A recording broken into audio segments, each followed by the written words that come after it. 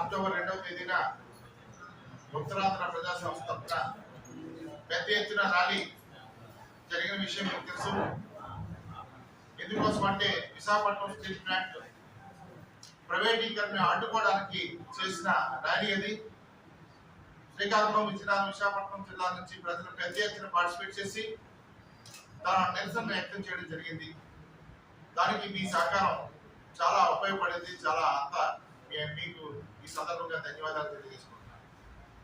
ముఖ్యంగా ఈరోజు ఇంత అత్యవసరంగా సమావేశం ఎందుకు ఏర్పాటు చేయడం జరిగిందంటే, ముఖ్యమంత్రి చంద్రబాబు నాయుడు గారు 7వ తారీఖున ఢిల్లీ వెళ్ళి మోడీ గారిని, అమిత్ షా గారిని కలవాలని ఒక ప్రోగ్రామ్ ని నిర్ణయించుకోవడం జరిగింది.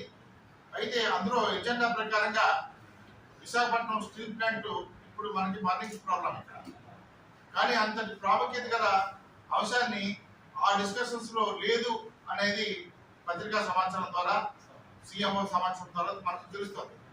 అంటే విశాఖపట్నం ప్రజలు, ఉత్తరాంధ్ర ప్రజలు ఇక్కడ ఎంతో దాదాపు 2 సంవత్సరాల నుంచి కూడా పోరాటం చేస్తున్న అంశం ఏదైనా ఉన్నదంటే విశాఖపట్నం స్టీల్ ప్లాంట్ ప్రైవేటీకరణ కాకూడదు అని. విశాఖపట్నం కాకూడదని నిరసన వ్యక్తం చేస్తున్నారు, ఇంతమంది ఆందోళన చేస్తున్నారు.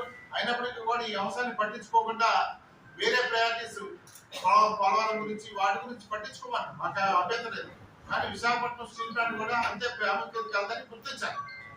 ఇవాళ తెలుగుదేశం పార్టీకి అత్యంత మెజారిటీని ఇక్కడ కనిపించడం జరిగింది. ప్రజలు తెలుగుదేశం పార్టీని బాగా నమ్మారు, జనసేనని బాగా నమ్మారు. అందుకని అత్యధిక ఓట్లు ఇచ్చి వాటి ప్రభుత్వాన్ని ఏర్పాటు చేసుకునే వీలుగా అవకాశం కల్పించారు.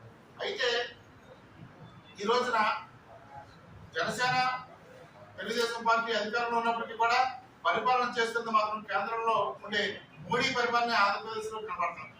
ఎందుకంటే మోడీ ఏం చెప్తే అదే జరుగుతుంది తప్ప వీరు సొంతంగా నిర్ణయాలు తీసుకునే పరిస్థితుల్లో లేకుండా పోతున్నారేమో అనిపిస్తుంది. ఎందుకంటే పరిస్థితులు చూస్తుంటే వారు విశాఖపట్నం స్టీల్ ప్లాంట్ కి 10,000 కోట్ల రూపాయలు మద్దతు ఇస్తే, ఫండ్స్ రిలీజ్ చేస్తే ఇవాళ ఈ ఫ్యాక్టరీ బ్రహ్మాండంగా బతుకుతుంది. దీని గురించి ఆలోచించుకుంటా ఓ పక్క మేము ప్రైవేటైజ్ చెయ్యం అని చెబుతూనే మరో పక్కేమో 4,290 మంది ఎంప్లాయీస్ ని, కాంట్రాక్ట్ కార్మికులు తొలగించడానికి రాత్రి పన్నాగం పడింది. అయితే ప్రజాందోళన దృష్టిలో పెట్టుకొని మళ్ళీ వాళ్ళని నియామకం చేయడం జరిగింది.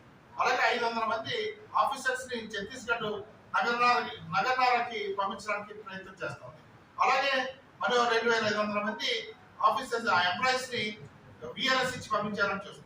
అంటే ఒక పక్క బలహీన పరుస్తుంది స్టీల్ ప్లాంట్ ని, పక్క చిక్కేటట్టు చేస్తుంది. దానంతటా అదే నష్టాలను ఊపిలో కూరుకుపోవాలని చేస్తుంది. మరో పక్కమో ఏదో మేము ప్రైవేటైజ్ చేయం, మేము ఏం చేయం అని చెప్తుంది. మరో పక్కేమో సెయిల్లోనేమో మెట్ చేయడానికి పథకాలు సిద్ధమవుతున్నాయని చెప్తుంది.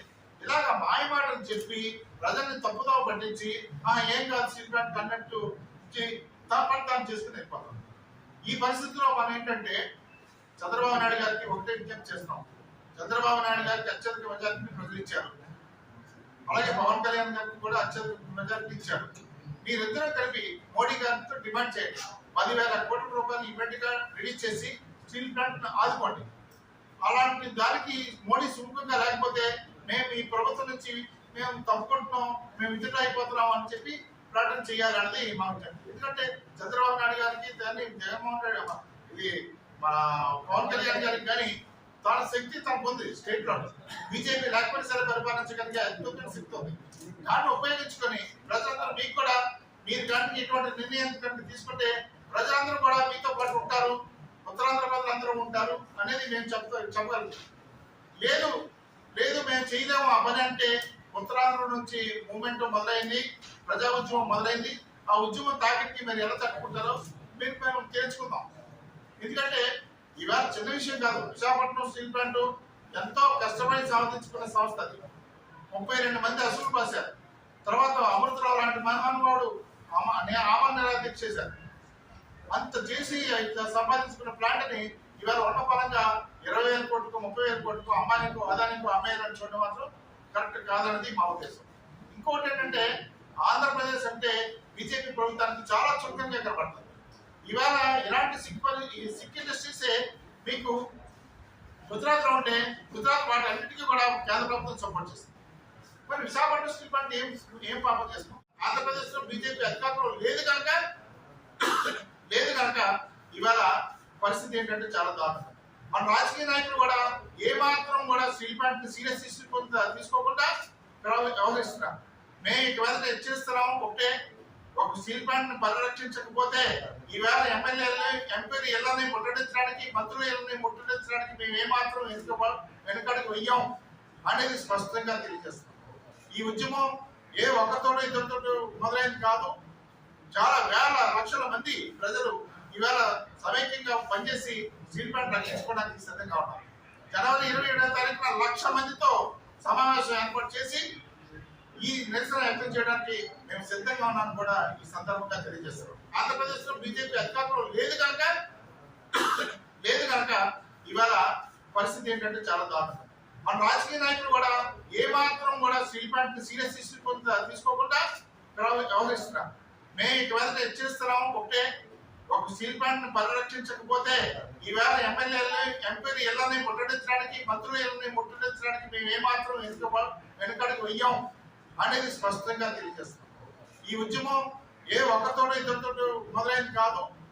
చాలా వేల లక్షల మంది ప్రజలు ఈవేళ సమైక్యంగా పనిచేసి స్టీల్ ప్లాంట్ రక్షించుకోవడానికి సిద్ధంగా ఉన్నారు.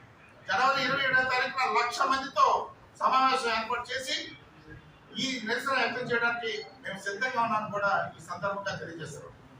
ఈవేళ ఇప్పటికైనా సరే చంద్రబాబు నాయుడు గారు తెలుసుకోవాల్సింది ఏంటంటే, ఎందుకంటే తెలుగుదేశం పార్టీ పుట్టిందే ఆత్మ గౌరవం పేరుతో పుట్టింది. ఎన్టీ రామారావు గారు ఆత్మగౌరవం, ఆంధ్రుల ఆత్మగౌరవం అని చెప్పి ఈ పార్టీని నెలకొల్పారు. అటువంటి పార్టీలో ఈవేళ ఆంధ్రుల ఆత్మగౌరవం దెబ్బతింటే చూస్తూ ఊరుకునేది లేదు.